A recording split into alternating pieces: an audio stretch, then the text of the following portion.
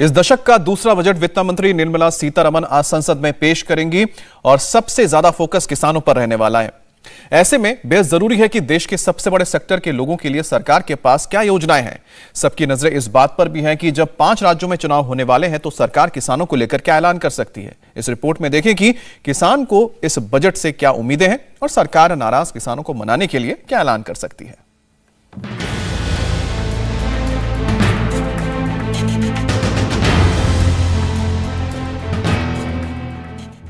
किसान आंदोलन की मशाल भले ही दिल्ली में बुझ गई हो, लेकिन ये बात सरकार भी जानती है कि किसानों में नाराजगी तो है। इसीलिए नाराजगी के साथ साथ किसानों की शंकाओं को भी दूर करने पर इस बजट में पूरा फोकस हो सकता है। चूंकि 5 राज्यों में चुनाव हैं और आंदोलन में उत्तर प्रदेश, पंजाब और उत्तराखंड के लाखों किसानों ने ही मोर्चा संभाला था, लिहाजा आज के बजट में किसानों के कल्याण का विजन साफ नजर आ सकता है। जानकारों के मुताबिक कोरोना काल में जिस तरह से इकोनॉमी को थामने में कृषि ने बड़ा रोल निभाया है, उसे देखते हुए भी ये सेक्टर इस बार के बजट में बड़ी रियायतों का हकदार है। देश की 70% आबादी के गुजर बसर के इसी जरिए ने ही लॉकडाउन में लोगों को लाचार नहीं होने दिया था। ऐसे में कृषि सेक्टर को बजट से ऐसे ऐलानों की उम्मीद है जिससे कृषि की विकास दर को नई ऊंचाई पर ले जाने का रास्ता खुल जाए। अब सवाल है कि सरकार आज क्या ऐलान कर सकती है। किसानों की आय दोगुनी करने का वादा सरकार कई बार दोहरा चुकी है। वादे के मुताबिक तो इस बार के बजट में ये टारगेट हासिल करने का आखिरी मौका है, लेकिन किसानों की स्थिति में कोई खास सुधार नहीं हुआ है।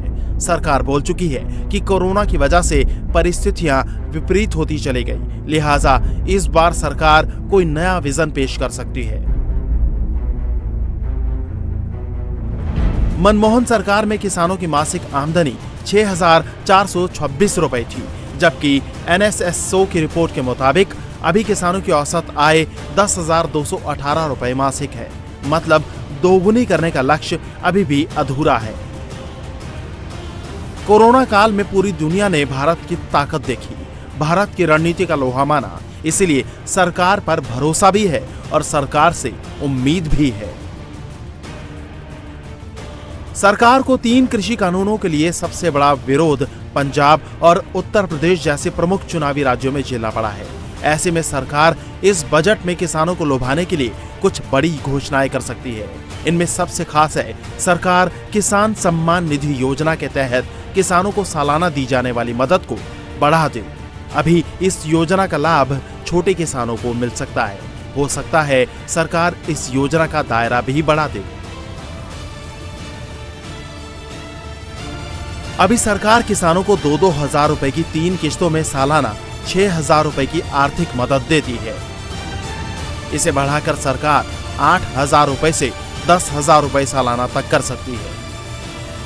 अभी इस योजना से उत्तर प्रदेश में करीब 2.8 करोड़ और पंजाब में 28 लाख किसानों को लाभ मिलता है। कुल मिलाकर देश भर के अन्नदाताओं की नजरें एक बार फिर से बजट पर टिकी हैं। आखिर बजट में उनके लिए क्या होगा और कितना होगा?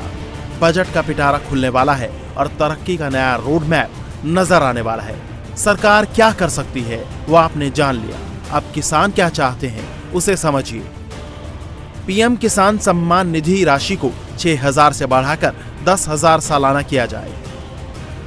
किसान क्रेडिट के तहत किसानों को मिलने वाले कर्ज पर ब्याज सीधे तौर पर 2% कर दिया जाना चाहिए। KCC लिमिट को दोगुना किया जाना चाहिए। इसके अलावा किसान चाहते हैं कि तिलहन की खेती को बढ़ाने की दिशा में सरकार को बजट में कदम उठाना चाहिए, क्योंकि तिलहन की खेती से किसान आर्थिक रूप से मजबूत होगा। यही नहीं, किसान चाहते हैं कि खेती को भी मनरेगा से जोड़ना चाहिए। इससे मजदूरों को भी काम मिल जाएगा और किसानों को खेती के लिए आसानी से मजदूर उपलब्ध हो जाएंगे और लागत भी कम आएगी। कोरोना को देखते हुए सरकार का नया विजन और मिशन क्या होगा, कुछ देर में देश के सामने होगा। सरकार के सामने चुनौतियां हजार हैं और किसानों की उम्मीदें बेशुमार। खेतों में, खलिहानों में, हाटों में, बाजारों में काम करने वाला हर किसान टकटकी लगाए बैठा है। कि वित्त मंत्री की पोटली में उनके लिए क्या है। इंडिया टीवी हर वक्त हर जगह डाउनलोड करने के लिए सर्च करें India TV news Google play store या ऐप स्टोर पर।